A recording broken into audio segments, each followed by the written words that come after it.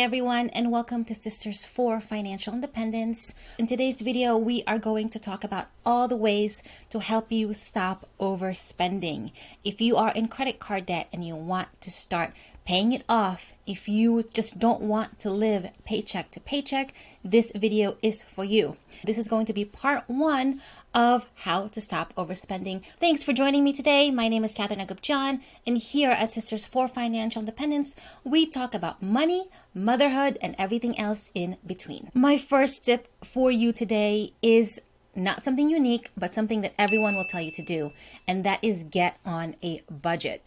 I know many people will make the excuses that you can't budget because it's too hard, you don't make enough, or you make too much, or you just don't know where to start. But a budget really is just all about you assigning every dollar that you earn a job. You work hard for your money. If you are not careful, your money gets sucked into things you can't even remember. So a budget will help you define what you should be spending your money on so you can still spend money on fun stuff as well as pay off debt and actually provide for your family. Here's something you probably don't know about budgets. There's actually no one way to budget. It really depends on your financial goals, your family goals, as well as your accountability needs. So you have to find a budget method and process that works for you. You might have to test out multiple budget methods to figure it out. Now, as you go through life, the budget method that you use will likely change. For example, when I was single and living on my own, the budget method that I used was the pay yourself first budget method, which meant I was prioritizing saving and investing before my other needs. And this was easier to do because it was just me. I was just worried about my own expenses, my own needs, and my wants. But as I got married, had a child, we earned more income, the budgeting method that we decided to move forward with was different. One, because my husband and I have different accountability goals. We have different financial goals, and we had to come together in a compromise that worked for us. So I really want you to consider and really get to a budget that works for you, for your family, for your partner, so that you can come together when it comes to managing your money well. A budget is a tool, and you do have to use it to get better at it. So start practicing. Start with the first month. It's not going to be easy, and continue from there. Continue refining your budget so that it works for you. Now, the reality though, when you first start doing a budget, you are going to starkly see four major things. The first one is that you do not make enough money to be spending the way you are. This is going to be one of those eye-openers, and maybe you already knew it, but you just don't know the numbers, and doing the budget will tell you how much you are overspending each month.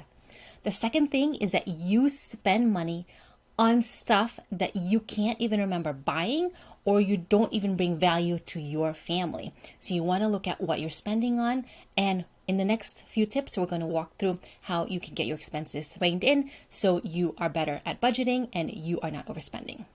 The third thing that your budget is going to show you is that your hard-earned money is likely being eaten, literally, by food, groceries. And the fourth thing your budget will show you when you first do this is that your hard-earned money is likely being wasted away, going to the literal trash due to wasted food, buying knickknacks that are of bad quality, and it going directly to the trash bin after a few days of use. If you need help figuring out which budget method works for you, I want you to check out this playlist, which has all the budgeting videos we have here at Sisters for Fi. The rest of the tips in this video will show you how to control your spending better so that you are not going into the red when it comes to your monthly expenses. The next tip I have for you today is to do some self-reflection. Now, I specifically did not put this as tip number one because I wanted you to see the numbers. I wanted you to back up and know exactly how much you are overspending by month. And I also want you to see what you are overspending in, and then you can figure out your why from there. This is you sitting down and really looking at your expenses and figuring out why you are spending the way you are. I think oftentimes many of us don't think it's as bad as it seems, but now that we know the budget, we know some of the numbers behind it, we can see that maybe we're overspending by $1,000, $2,000, and this is why we're getting into debt. I want to also offer some guides to help you with your self-reflection. If you are a parent and you are finding that you are overspending for your kids, think of why that is the case. We all want the best for our kids, but really at what cost? Our kids need our time and attention. They probably don't need half the stuff that we buy them. Our kids want parents who are stable, who are not constantly stressed out about money, who are not constantly fighting about money. Our kids deserve a stable financial future. And we can do that today by being financially educated, understanding our needs and wants, being careful with our expenses, and thinking long term when it comes to money. As you sit down and do your self-reflection on your own spending habits and your personal financial goals, it might mean that it's time for you to go to therapy. Please consider that as an option if the overspending is overwhelming, so that you can get your money and your life on the right path. If you are the partner that is constantly overspending, or if you have a partner that is constantly overspending, you need to come together and have a serious money talk. Part of spending money well is being fair to each other and being financially responsible.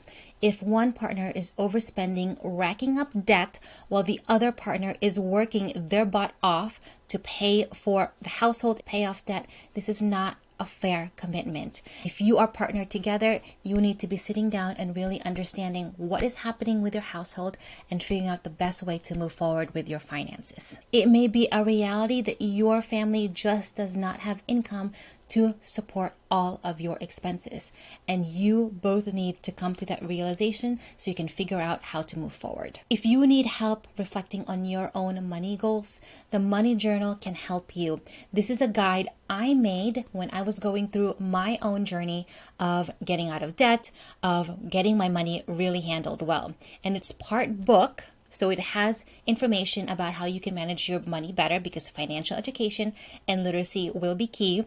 But it also is part journal, so you can read through the prompts, journal, and self-reflect on why you're spending the way you are, why you think of money the way you're thinking of money, and how you can get over those with actual steps that you can follow. You can find a printed version on Amazon as well as a digital version on Etsy.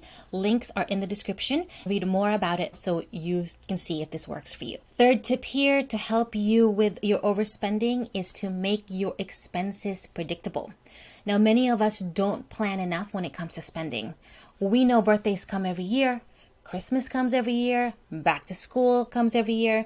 We know our sewer bill is due every April. We know all of these things, but we are not planning for it and we are not incorporating it into our budgets. So we need to be assessing all of these expenses and making them as predictable as possible. The good news is that this is easy to do. To help you stop overspending, make a list of all the things that happen yearly for your family, things that you will need to account for when the time comes to do your monthly budget, so you are not overwhelmed by these larger expenses. What I personally do is do a quick spreadsheet of all the things that are going to be happening during the year and listed them by month so I know what's coming up. This will include birthdays. Maybe I need to account for teachers' gifts in June, all of these things so that I know what's coming up.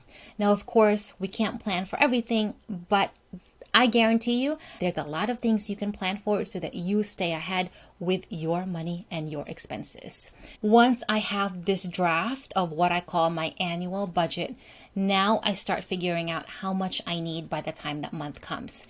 And this is where I love online savings accounts, which allow you to create sub accounts and allow you to automatically transfer money so that by the time that month comes or that bill is due, I have money set aside. Sometimes I may not have the full amount, but at least I have half of it so that my monthly budget then is only going to be allocated for half of that amount. So I'm not overspending. In the personal finance world, they term this sinking funds. So you can have as many sinking funds as possible if it helps you just categorize and separate out your expenses. The goal of these funds is that so you don't go into credit card debt, as well as you're not dipping into your emergency fund, because technically, if you're planning for it, this is not an emergency. I hope this video has been helpful so far. If so, give it a thumbs up and share it with a friend so that they can also use these tips to help with their spending habits. The fourth tip I have for you today is to stop using credit cards. Now, I know this is going to be a challenge because when I was an overspender, when I was in debt, credit cards was what got me there. Credit cards facilitated my overspending. It made it easier for me to buy more, partly because credit cards are easy to use and we essentially push the pain of payment further out. There was a study back in 2021 from the MIT Sloan School of Management where they did brain scans on people, and it highlighted how credit cards motivate spending by exploiting reward networks in the brain, which become sensitized through reinforcement and conditioning processes. So think about all those times you see Visa or a MasterCard logo and how easy it is to swipe or tap your credit card. Doing this sends a signal to your brain that you're gonna get rewarded. There's this reinforcement loop where we buy something, we feel happy, but we don't have to feel the consequences until much later. So we keep doing it. So we need to start weaning ourselves off of the credit card. Now, is it going to be easy to wean yourself off credit card? No, especially if you have been relying on it, because likely you don't have the cash or the money to pay for the things upright. So here are my tips to help you stop relying on credit cards so that you can finally stop overspending and get out of debt. And the first thing that I would suggest to you when it comes to credit card use is to slowly wean yourself off of it. Stop putting them on browsers, remove them from your digital wallets, remove them from any kind of payment that makes it convenient for you to buy anything. You need to make it hard. You need to add friction into all of your purchases so that you have to get up from the couch to make a purchase. If you are one of those spenders that spend a lot to get rewards, I want you to really analyze if that trade-off and that exchange is worth it. Some of the exchange for credit card rewards is very minimal, and you are at the mercy of these credit card companies. Many of these reward systems that these credit card companies give you can be changed at any time. So while you can collect points or rewards, the redemption value for those goes down in value at any time, and you are basically left with nothing, maybe except for debt. It's really not worth it to be overspending for that one free night. I also want you to think about the fact that a lot of those rewards are offered because someone else in the credit card system is paying interest. So someone else is paying for you to be able to get that reward. Remember that credit cards are not for emergencies. You need to have an emergency fund for emergencies. Now, hopefully, if you have been accounting for your annual expenses, for all of the things that you're going to spend through the year, these larger expenses that you consider emergencies will pop up less and less, and you will have a better handle on your monthly budget, and you are not overspending from there. As you work with your budget, as you plan in greater detail about your upcoming expenses, controlling your expenses will get easier and easier, and you will rely less and less on cards. Here's the reality though. Stopping credit card use as an overspender is a hard and true challenge. We're probably already behind on our bills. We're probably so used to this kind of spending that to bring it back down feels like we're losing out. But this is the way that we need to continue moving forward and be financially responsible. So you have to give yourself some grace when you're changing your behaviors, when you're changing your shopping patterns. Fifth tip for you today is to negotiate or eliminate or reduce your fixed expenses. Now, fixed expenses are those recurring costs that you must pay every month, regardless of your financial situation. This might mean rent, mortgage, maybe internet for work, subscription fees for certain services, and so forth. Now, these smaller commitments add up. And in all likelihood, these fixed expenses are taking a large percentage of your monthly income. If you can negotiate or even eliminate some of these expenses, you can free up more cash to be used for the other stuff, for the unexpected things that might come up during the month. The more you negotiate on the big expenses, the better for your monthly cash flow. Now, as you budget, you will see a list of bills that are consistent every month. So start calling your service providers to negotiate for new rates. See if there's promotional rates being offered and try to get those rates.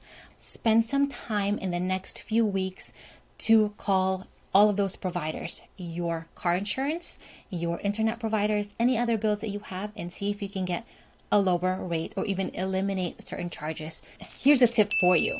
Now, everyone is vying for your business. You are a customer. So try to see if you can pit businesses against each other so that they can give you the best offer possible to get you as a new customer or keep you as an existing customer. For a lot of companies, retaining a customer is so much cheaper than finding a new one. So try to work with your existing service provider to negotiate your rates. The more you negotiate or eliminate these fixed expenses, the less likely you will overspend. When you do go into these negotiating calls, make sure you are armed with information. If you have a flyer or an email or even mail with a promo from another service provider, have that handy and show that to your service provider to negotiate your new rates. As you also review these fixed expenses, you might come to the realization that this fixed expense is too high for your monthly income. There's a lot of folks out there who have a mortgage that is probably 50% or more of their monthly income. Now, this can happen if when you did your mortgage, you might have been a 2-income household. It can happen so many ways, and you want to see if this is still the right track for you, because at this point you might want to get rid of that fixed expense or lower that fixed expense by moving or getting a roommate. So think about all the ways you can lower your fixed expenses and really make it a small percentage of your monthly income. The last tip I have for you for this part of the video is to stop stocking up. Now, there's a high chance that part of your overspending is because you are overbuying things. You are stockpiling, maybe hoarding a little bit and buying things on sale that you don't need because it's just on sale. I've been there, I've done that, and unfortunately, what I've come to realize is that stocking up does you no good. Some of these things are sitting in your pantry, in your basement, in your closet, sitting unused, are much better off as cash on hand to be used today. This is all important cash that could be used for paying down debt, maybe for buying something in the present, as well as just to have money on hand. Better to have cash on hand than a bunch of stored items that you are not going to get to until like a year from now. So just be careful with stockpiling and hoarding some of these sale items that you are not going to get to until next year or two. I totally understand that many of us have different security needs, and maybe you will have a few months worth of certain things that you like to keep handy. But I just want you to assess and be careful with this concept of just hoarding things for the sake of it or buying things because it's on sale, because that's not going to get you anywhere and it's going to lead to other problems when it comes to money. We totally live in a world of abundance, yet our primitive brains are still wired to see scarcity. Scarcity is a pattern of thinking that focuses on what you don't have. This fear and worry that we don't have enough food, clothing, toys for the kids, etc., keeps us in the cycle of consumption. We have to break away from this pattern of thinking as well as action. Now, understandably, for many, stocking up is a way to feel safe, to address some kind of past trauma. So again, this is where therapy might help you. This is also where you need to assess your present state. There's a likelihood that at this point in time, you do have enough. You don't need to be stocking up. You live in a world of abundance. You can easily get food through an app. So just think about your present state and where you are. And if there is trauma that you need to address, therapy, I think, can help you there. I also realize that stocking up is also so easy when you buy from those large warehouse stores like Costco and BJ's. So it's also important to consider if membership to these stores is really saving you money. It might time to break up from these stores so you can spend within your means. Or you might have rules when it comes to buying from these stores. For example, we try to only focus on food when we go to Costco. It's so easy to get all the other things that Costco sells because the price is good. But half the time you don't need that, and you don't need like 30 packages of tissues. A good way to, if a warehouse membership is what's causing you to overspend, is to look at your past spending for the year, tally up your spending by merchant, see where you are spending the most money. When I did this, we were spending a lot at Amazon and Costco. So what we did this year was we canceled our Amazon Prime membership. That forced us to be more intentional with the way we're spending. We would add something to the cart and we would have to wait, because if we want to get free shipping, you have to spend at least $35. And what we learned as we waited a few days was that we didn't need that item as much as we thought. So that was a canceled order. Now I'm going to pause here for part 1 of this video. Part 2 of this video will be out next week, where I share more tips to help you with overspending and control your money habits. Thank you so much for joining me in today's video. I'm Catherine Agupjan. Here are 2 more videos to help you manage your money better, and I will see you next week for the next video. Bye!